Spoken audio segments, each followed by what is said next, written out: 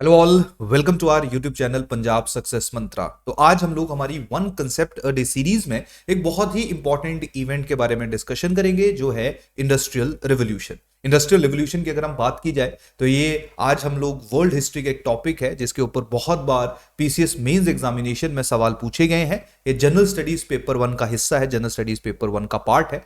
तो सबसे पहले हम लोग देख लेते हैं जो वन कंसेप्ट डे सीरीज में हम लोग रेगुलरली करते हैं कि सबसे पहले कौन सा सवाल पूछा गया और उससे संबंधित जो इंपॉर्टेंट कंसेप्ट है उसको हम लोग डिस्कस करेंगे और उसके बाद हम उस सवाल को अटेम्प्ट करने की कोशिश करेंगे। ये जो सीरीज है ये हर बच्चे के लिए है, चाहे वो बिल्कुल अभी फ्रेशर है यानी कि उसने अपनी प्रिपरेशन की शुरुआत की है, चाहे वो वेटरन है यानी कि उसने ऑलरेडी प्रिपरेशन कर ली है और वो कहीं ना कहीं प्रीवियस ईयर क्वेश्चंस के थ्रू ये जानना चाहता है कि कैसे सवाल आप लोगों को मेंस एग्जामिनेशन में, पीसीएस मेंस एग्जामिनेशन में देखने को मिलते हैं। तो सबसे पहले 2018 में एक सवाल पूछा गया है, इंडस्ट्रियल रिवॉल्यूशन के ऊपर सवाल है। Industrial revolution was a mixed blessing, comment 200 words 12 marks में। आपने स्पेसिफिक क्वेश्चन को 12 मार्क्स के लिए आपने स्पेसिफिक क्वेश्चन को अटेम्प्ट करना था। तो सबसे पहले हम लोग इंडस्ट्रियल रिवॉल्यूशन के बारे में डिस्कस कर लेते हैं कि इंडस्ट्रियल रिवॉल्यूशन क्या था, क्यों उसको जो है वो मिक्स्ड ब्लेसिंग कहा गया, यानी कि यहां पे क्या इसके पॉजिटिव क्या इसके नेगेटिव एस्पेक्ट्स है। तो चलिए सबसे पहले हम लोग देखते हैं कि what is the meaning of industrial revolution.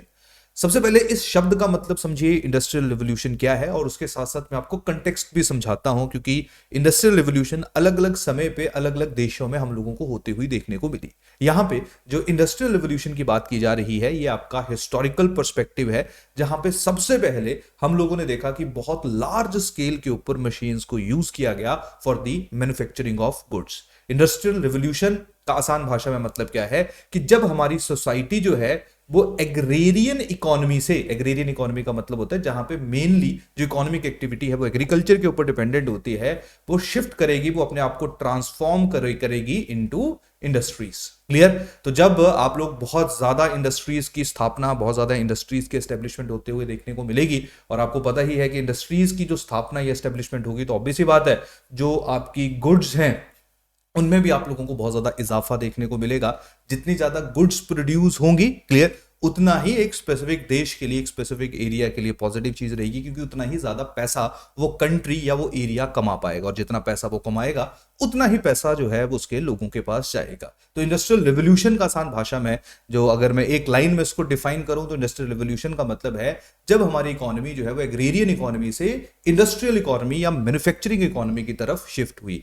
Industrial revolution का मतलब है जहां पे हम लोगों ने जो हैंडक्राफ्ट है यानी कि हाथों से जो टूल्स बनाए जाते थे या हाथों से टूल्स को यूज किया जाता था for the manufacturing purposes, clear, उसकी जगह हम लोगों ने मशीन्स को यूज करना शुरू कर दिया। इंडस्ट्रियल रिवॉल्यूशन वो है जिसने कहीं ना कहीं ह्यूमन इतिहास को बहुत ज्यादा परिवर्तित किया, और आज जब हम लोग स्पेसिफिक टाइम पे साइंटिफिक डेवलपमेंट्स देखते हैं, बहुत अच्छे तरीके की मशीन्स देखते हैं, एग्रीकल्चर के अंदर प्रॉपर मैकेनाइजेशन देखते हैं जहां पे ट्रैक्टर्स को यूज किया जाता है, जहां पे फर्टिलाइजर्स को यूज किया जाता है, इतना स्ट्रॉन्ग हमारा हेल्थ सेक्टर स्पेसिफिक टाइम पे हो गया है। रोड्स देखते हैं, रेलवेज देखते हैं, एरोप्लेन्स देखते हैं, टेलीग्राम देखते थे पहले, आजकल हम लोग टेलीफोन देखते हैं, मोबाइल देखते हैं। तो ये सारे के सारे जो इंपॉर्टेंट डेवलपमेंट्स प्रेजेंट टाइम के ऊपर भी आप लोगों को देखने को मिली। जब हम इसका ओरिजिन ट्रेस करते हैं तो उसका ओरिजिन जो है वो हम लोगों को इंडस्ट्रियल रिवॉल्यूशन की फॉर्म में देखने को मिलता है। इंडस्ट्रियल रिवॉल्यूशन की अगर मैं बात करूंगा तो इंडस्ट्रियल रिवॉल्यूशन की जो शुरुआत है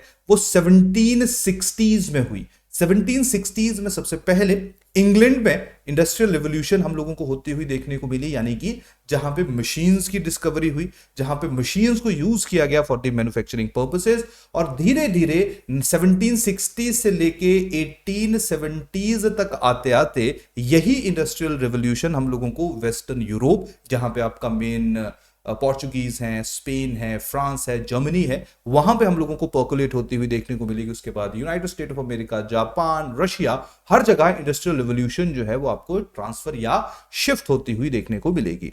और इंडस्ट्रियल रिवॉल्यूशन के बहुत ज्यादा पॉजिटिव इंपैक्ट्स हम लोगों को हमारे समाज के ऊपर देखने को मिलते हैं, जो कहीं ना कहीं इंट्रोडक्शन के अंदर भी मैंने आप सब लोगों के साथ शेयर किए।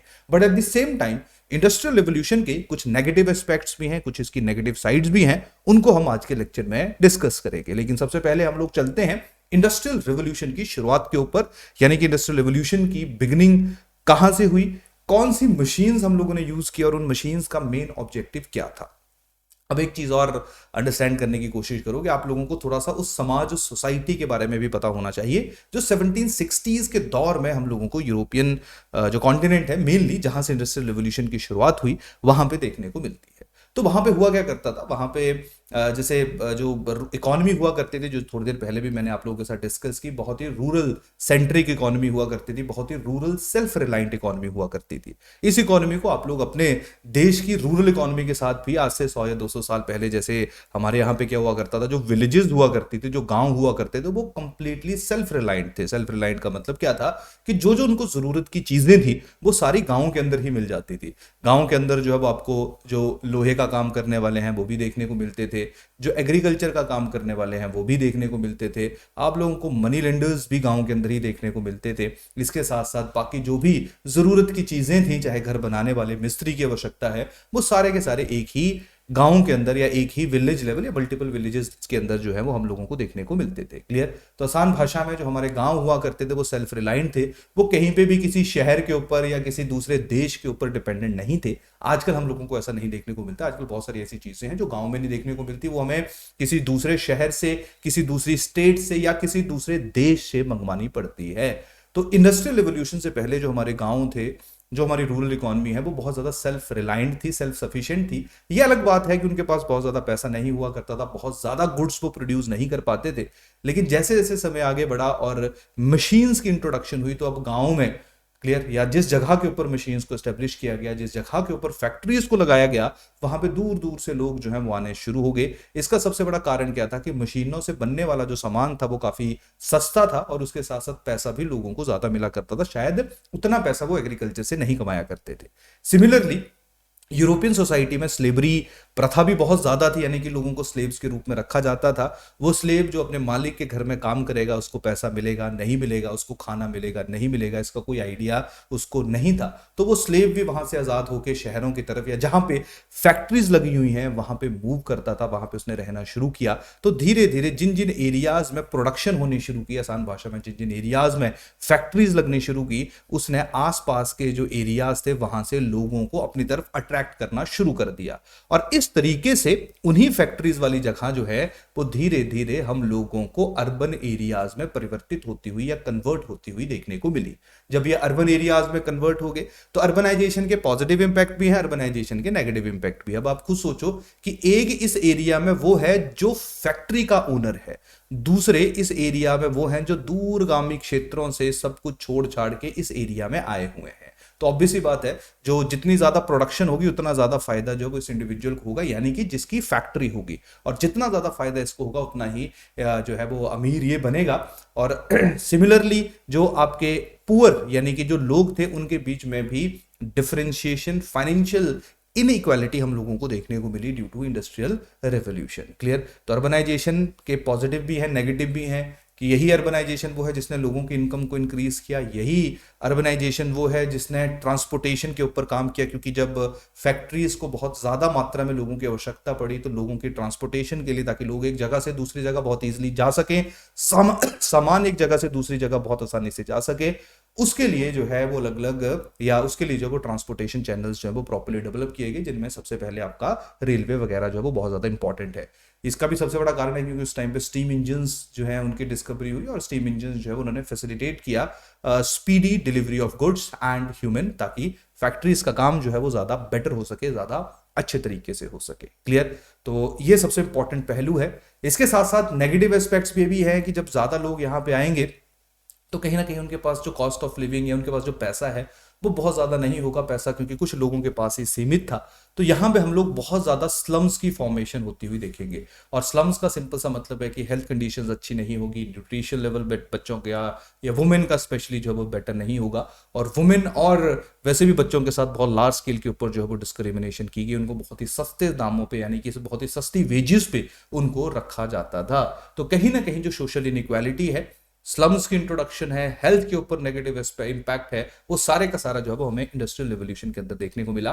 But at the same time इसके कुछ पॉजिटिव एस्पेक्ट्स भी हैं। मास प्रोडक्शन होनी शुरू हुई, जब एक एरिया में ज्यादा प्रोडक्शन होगी और उसकी जो डिमांड है वो कम होगी उस स्पेसिफिक एरिया में, जो प्रोडक्शन है वो ज़्यादा होगी, तो ऑब्वियस बात है उस चीज़ का दाम भी कम होगा, और उसके साथ साथ उस सामान को, उस गुड को जो है वो किसी और क्षेत्र में, किसी और एरिया में भी बेचा जा पा सकेगा। क्लियर। तो हम लोग देखते हैं कि इंडस्ट्रियल रिवोल्यूशन के बाद जो है वो जो यूरोपियन कंट्रीज हैं उनकी बाकी जगहों के ऊपर, जैसे हम नॉर्थ अमेरिका की बात करेंगे, हम लोग एशिया की बात करेंगे, हम लोग अफ्रीका की बात करेंगे, वहां पे ट्रेड रिलेशन जो है वो एस्टेब्लिश हुए। जब जब ईस्ट इंडिया कंपनी यहाँ पे आई थी, तो ईस्ट इंडिया कंपनी का स्टार्टिंग में जो मेन ऑब्जेक्टिव था वो था ट्रेड करना। धीरे धीरे उसने देखा कि यहाँ पे आप लोगों के बीच में अच्छे संबंध नहीं है और इंडिया बहुत ही एक रिसोर्स रिच रीजन है, तो उन्होंने डिसाइड किया कि वो अब यहीं पे ही रहेंगे और यहीं पे ही अपना ट्रेड, या यहीं पे ही इन एरियाज को जो है अपनी कॉलोनी के रूप में, यानी कि जहां पे वो डिसाइड करेंगे कुछ स्पेसिफिक एरिया की मेन जो इकोनॉमिक पॉलिसी है वो किस तरह की होगी। तो ब्रिटेन का आना है, फ्रांस है, जहां जहां इंडस्ट्रियल रिवोल्यूशन हुई वहां वहां उन देशों ने अपने एरियाज को एक्सपैंड किया, अपने कंट्रोल को एक्सपैंड किया, और हम लोग इसका एक नेगेटिव इफेक्ट देखते हैं, that is introduction of colonization. Clear. तो ये जो कोलोनाइजेशन है ये भी कहीं ना कहीं इंडस्ट्रियल रिवोल्यूशन का ही एक इंपैक्ट है, जहां पे हिंदुस्तान भी बहुत सालों तक जो है वो ब्रिटेन के अधीन रहा और उन्होंने हमारे रिसोर्सेज का प्रॉपर शोषण किया। क्लियर। तो कहीं ना कहीं हम लोगों को पॉजिटिव नेगेटिव हर तरह के जो इम्पैक्ट्स हैं वो देखने को मिलते हैं। तो इंडस्ट्रियल रिवोल्यूशन का एक पॉजिटिव पहलू भी है, इंडस्ट्रियल रिवोल्यूशन का सिमिलरली नेगेटिव पहलू भी है। तो यहां से शायद आप लोगों को जो क्वेश्चन पूछा गया है उसकी अंडरस्टैंडिंग होनी शुरू हो गई है कि हम लोग क्यों कह रहे हैं कि ये मिक्स्ड ब्लेसिंग है, यानी कि इसका कुछ ब्लेसिंग है, मतलब इसके कुछ पॉजिटिव हिस्से भी हैं और कहीं ना कहीं हम लोगों को इसके कुछ नेगेटिव हिस्से भी देखने को मिलेंगे।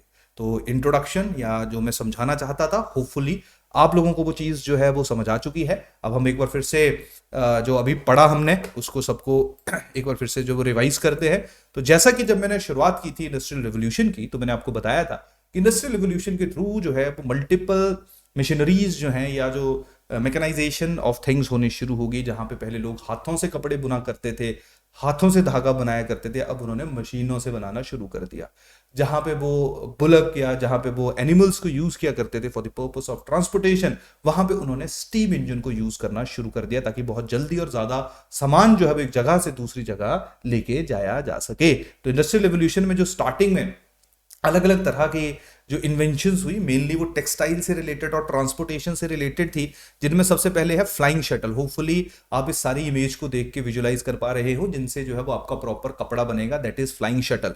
Next is your spinning jenny, जहां पे वूल को बहुत जल्दी बहुत फास्ट जो है वो स्पिन किया जाता है, जिससे जो वूल है उससे धागा बहुत जल्दी बनता है। पहले वो हाथों से है ना ऐसे पकड़ के बनाया जाता था, अब मशीन उसको बना रही है, तो ऑब्वियस बात है बहुत जल्दी बहुत फास्ट जो है वो आपके वूल को स्पिन किया जाएगा और ज्यादा यान ज्यादा धागा बनेगा। जितना ज्यादा धागा बनेगा उतनी ही ज्यादा आप लोग अल्टीमेटली जो है वो कपड़े बना पाओगे। क्लियर। तो कहीं ना कहीं ये जो फ्लाइंग शटल है, स्पिनिंग जेनी है, ठीक है जी, स्पिनिंग म्यूल है, पावर लूम है, ये कपड़े बनाने के लिए काम आ रहा है। कॉटन जिन है, क्लियर, जो कॉटन जिन है इसका मेन पर्पस होता है कि नॉर्मली हम लोग देखते हैं, आप लोगों ने देखा भी होगा कि कॉटन का जो सीड होता है उसको हाथों से नॉर्मली अलग किया जाता है, लेकिन ये जो है वो मशीन में आप डालोगे वो अपने आप ही सेपरेट कर लेगा खुद को। क्लियर। तो ये सारे स्पिनिंग जर्नी है ना, वाटर फ्रेम, ये सारे के सारे जो हुआ करते थे, सबके जो यहाँ पे स्टीम इंजन भी आ जाएगा। क्लियर। ये सारे के सारे जो थे इनका main objective transportation and textile industry को पुश करना था। तो ये शुरुआत थी। इसके बाद तो फिर बहुत चीजें बनी, इसके बाद रेलवे भी बना, आपका एरोप्लेन भी बने, ठीक है। आजकल तो बहुत नई नई चीज़ें जो है वो उनकी इन्वेंशन होती हुई हम लोगों को देखने को मिलती है, लेकिन जो इंडस्ट्रियलाइजेशन या जो मशीन्स के बनने की शुरुआत है वो हम लोगों को इन बेसिक चीज़ों से देखने को मिली। तो पहली जो मेन इंपॉर्टेंट हिस्सा है इंडस्ट्रियल रिवोल्यूशन का, होपफुली आप सब लोगों को क्लियर हो गया होगा, जहां पे हम लोगों ने देखा कि जो मशीन्स हैं उनकी इंट्रोडक्शन हुई, जिससे बहुत ज्यादा मास प्रोडक्शन होनी शुरू हुई। अब हम लोग देखते हैं कि जो इंडस्ट्रियल रिवोल्यूशन है उसके मेरिट्स क्या हैं। तो सबसे पहले क्या है, मास प्रोडक्शन ऑफ गुड्स। तो ज्यादा से ज्यादा चीजें बनेगी, जितनी ज्यादा चीजें बनेगी उतना ही जो कॉस्ट होगी उनकी वो क्या होगी, अफोर्डेबल होगी, तो उतना ही ज्यादा पैसा जब वो अवेल कर पाएंगे। Increase in trade and commerce, अब जैसे इंडस्ट्रियल रेवोल्यूशन हुई तो ज्यादा सामान बनना शुरू हुआ, तो ऑटोमेटिक सी बात है अलग अलग एरियाज में जो है वो ट्रेड रिलेशंस जो है वो और ज्यादा स्ट्रॉन्ग हम लोगों को देखने को मिले। एग्रीकल्चर को बूस्ट कैसे मिला, क्योंकि जैसे ही मशीन्स आई उनसे बेटर एग्रीकल्चरल टूल्स बनने शुरू हो गए, जहां पे पहले हाथों से काम किया जाता था अब वहां पे जो इंजन की सहायता से धीरे धीरे ट्रैक्टर और जो बाकी आपके केमिकल्स हैं उनको यूज किया गया, जिसके कारण एग्रीकल्चर जो है उसमें बहुत सिग्निफिकेंट इंक्रीज देखने को मिला। ये एग्रीकल्चर में सिग्निफिकेंट इंक्रीज इसलिए भी आवश्यक था क्योंकि इंडस्ट्रियल रिवोल्यूशन के बाद जब मेडिसिन आएंगी, अच्छी मशीन्स आएंगी, टेलीस्कोप आएगा, है ना, हर अच्छी चीज आनी शुरू हो जाएगी, तो ऑब्वियस सी बात है जो ह्यूमन पॉपुलेशन है वो भी ग्रो करेगी और डिजीजेस के कारण, बीमारियों के कारण जो लोगों की मृत्यु हुआ करती थी वो कम होगी। तो इंडस्ट्रियल रिवोल्यूशन के बाद के टाइम पीरियड को जब हम लोग ऑब्जर्व करते हैं तो हम देखते हैं कि बहुत जल्दी हमारी पॉपुलेशन जो है वो इंक्रीज हुई है, और इस स्पेसिफिक टाइम पे तो भगवान की दया से हमारी पॉपुलेशन बहुत ही ज्यादा है। तो कहीं ना कहीं उसके पीछे भी इंडस्ट्रियल रिवोल्यूशन जो है वो एक बहुत इंपॉर्टेंट फैक्टर है। ठीक है जी, न्यू इन्वेंशन हुई जो मैंने अभी डिस्कस ही किया, चाहे बेसिक मशीन्स की बात की जाए, टेलीग्राफ की बात की जाए, टेलीफोन की बात की जाए, क्लियर, रेलवेज की बात की जाए, ये सारे का सारा जो है वो आपके इंडस्ट्रियल रिवोल्यूशन का हिस्सा है। हर एक इंसान का जो इनकम है वो भी इंक्रीज हुआ, अर्बनाइजेशन आई, अर्बन एरियाज बने, सिटीज बनी जहां पे बहुत लार्ज स्केल के ऊपर लोगों को एम्प्लॉयमेंट प्रोवाइड की गई। और ये जरूरी भी था, वो इसलिए जरूरी था क्योंकि जब तक इंडस्ट्रियल रिवोल्यूशन नहीं आई थी तो जमीन जो थी वो कुछ लोगों के हाथ में ही हुआ करती थी और मैक्सिमम लोग स्लेव्स की तरह काम किया करते थे। तो उन लोगों को बहुत जरूरी था, बहुत आवश्यक था एक ऐसी जगह जहां पे एग्रीकल्चर का कोई रोल ना हो, जहां पे जमीन का कोई रोल ना हो और वो फिर भी पैसा कमा सके। तो कहीं ना कहीं इंडस्ट्रियल रिवोल्यूशन जो है उसका एक बहुत ही पॉजिटिव इंपैक्ट हम लोगों को वहां पे देखने को मिलता है।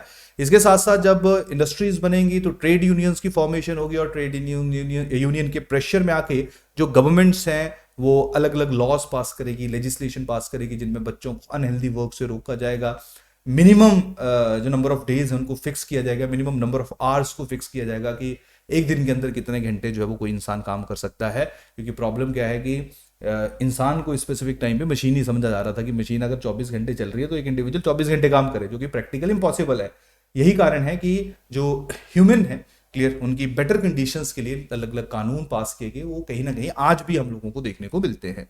तो इंडस्ट्रियल रिवोल्यूशन की काफी मेरिट्स हैं, but at the same time इसके कुछ नेगेटिव इंपैक्ट भी है। सबसे पहला है कि जो रूरल इकोनॉमी की सेल्फ रिलायंस थी, क्योंकि देखो गांव में जो हाथ से चीज बनेगी महंगी होगी और ज्यादा समय लेगी, अब उसी चीज को रिप्लेस कर रही है इंडस्ट्री से बनी हुई चीज। तो लोग जो है वो कहीं ना कहीं डिपेंडेंट हो जाएंगे किसके ऊपर, इंडस्ट्रीज के ऊपर। तो रूरल इकोनॉमी जो पहले सेल्फ रिलायंट हुआ करती थी, एक दूसरे से सामान खरीदा करती थी, वो अब हम लोगों को खत्म होती हुई देखने को मिलेगी। सोशल प्रॉब्लम्स आनी शुरू हो जाएगी, हेल्थ से रिलेटेड इशू आने शुरू हो जाएंगे, क्योंकि जो लोग, मैक्सिमम लोग हैं वो स्लम्स में रह रहे होंगे, वहां पे कंडीशंस अच्छी नहीं होंगी, प्रॉपर सैनिटेशन नहीं होगा, बीमारियां लगनी शुरू हो जाएंगी। और सबसे बड़ी जो रीजन था वो था क्लास डिवीजन, यानी कि यहाँ पे जो रिच एंड पुअर है उसके बीच में हम लोगों को बहुत ही क्लियर कट डिवीजन जो है वो देखने को मिलेगा। क्लियर, तो रिच, अमीर और गरीब के बीच का जो डिवीजन है वो बहुत ही ज्यादा जो है वो विजिबल हो जाएगा जब हम लोग इंडस्ट्रियल रिवोल्यूशन के थ्रू इंडस्ट्रीज की डेवलपमेंट होती हुई देखने को मिलेंगे। क्लियर, इसके साथ साथ इकोनॉमिक डिस्पैरिटी वो कहीं ना कहीं क्लास डिवीजन के साथ रिलेटेड है, यानी कि जो अमीर है वो और अमीर होता जाएगा और जो गरीब है वो और गरीब होता जाएगा। ग्रोथ ऑफ कोलोनियलिज्म, यानी कि जहां पे जहां पे इंडस्ट्रियल रिवोल्यूशन होगी अब वो मार्केट्स देखेंगे जहां से वो रॉ मटेरियल को प्रोक्योर कर सके और सामान को बेच सके। क्लियर, तो यहाँ पे अलग अलग जगहों पे कॉलोनीज जो हैं वो, चाहे मैं ब्रिटेन की बात करूं या इंग्लैंड की मैं बात करूं, फ्रेंच की बात करूं, स्पेन की बात करूं, पोर्चुगीज की बात करूं, जर्मन्स की बात करूं, ये अलग अलग जगहों पे अपनी कॉलोनीज जो है वो बनानी शुरू हो जाएंगे। और नॉर्थ अमेरिका, साउथ अमेरिका सबसे पहले, और बाद में अफ्रीका और एशिया जो है उनके कंट्रोल में आ जाएगा। क्लियर, और कोलोनाइजेशन जो है उसका बहुत ज्यादा नेगेटिव इंपैक्ट एटलीस्ट उन कंट्रीज के ऊपर पड़ा जहां पे इन्होंने रूल किया, जिनमें इंडिया एक बहुत ही विजिबल एग्जांपल है। सिमिलरली जब अब कॉलोनीज है, जैसे इंडिया है, तो इंडिया के अंदर इंग्लैंड भी आया, इंडिया के अंदर फ्रांस भी आया, इंडिया के अंदर पोर्चुगीज भी आए, और हम लोग देखते हैं कि इनके बीच में बहुत बैटल्स ऑन वॉर हुई। तो कभी कभी जो किसी एक एरिया को कंट्रोल करने के लिए हुई लड़ाई है वो दो देशों के बीच में एक बड़े वॉर में परिवर्तित हो जाती थी। तो इंडस्ट्रियल रिवोल्यूशन ने कहीं ना कहीं वॉर्स भी कॉज किए, सिटीज की ओवर क्राउडिंग होनी शुरू हो गई और बहुत ज्यादा क्राइम रेट जो है वो शहरों में, वैसे भी हमें अर्बन एरियाज में क्राइम रेट बहुत ज्यादा देखने को मिलता है, तो कहीं ना कहीं वो क्राइम रेट जो इंक्रीज हुआ वो भी आपका इंडस्ट्रियल रिवोल्यूशन का ही एक इंपैक्ट है। क्लियर, तो ये जो है वो हमारी इंडस्ट्रियल रिवोल्यूशन के कुछ पॉजिटिव कुछ नेगेटिव साइड्स थी। अब पढ़ते हैं वो क्वेश्चन जो स्टार्टिंग में जिसको हमने देखा था, वो है industrial revolution was a mixed blessing. Comment, अब ध्यान रखो जब कमेंट शब्द दिखा होता है तो कमेंट का मतलब होता है आप इस स्टेटमेंट से एग्री कर सकते हो, डिसएग्री कर सकते हो। अगर आप इस स्टेटमेंट से एग्री करोगे तो आपको इस स्टेटमेंट के लिए या क्योंकि आपने स्टेटमेंट से एग्री किया है तो आपको इसके लिए अपने आर्गुमेंट्स देने पड़ेंगे, और अगर आप इससे डिसएग्री करते हो तो आप इससे डिसएग्री क्यों करते हो आपको वो भी आर्गुमेंट्स देने पड़ेंगे। तो ये जो टिप्पणी है, जो कमेंट है, आपके ऊपर डिपेंडेंट होता है। मैं स्पेसिफिक स्टेटमेंट से एग्री करता हूं क्योंकि बिल्कुल मिक्स्ड ब्लेसिंग है, क्योंकि इसके कुछ पॉजिटिव हिस्से भी हैं, कुछ नेगेटिव भी हैं, कुछ मेरिट्स हैं, कुछ डीमेरिट्स हैं। क्लियर, तो आसान सवाल था, बहुत मुश्किल क्वेश्चन नहीं था, लेकिन आप लोगों को जो इंडस्ट्रियल रिवोल्यूशन का कंसेप्ट है उसके बारे में आइडिया होना चाहिए। तो इसी के साथ जो आज का हमारा वन कंसेप्टेड सीरीज में इंडस्ट्रियल रिवोल्यूशन का एक इंपॉर्टेंट इवेंट था, एक इंपॉर्टेंट घटना थी, होपफुली उसके बारे में आप लोगों की क्लैरिटी बिल्ड हुई होगी। तो इसी के साथ आज के सेशन को मैं कंक्लूड कर रहा हूं। थैंक यू, धन्यवाद।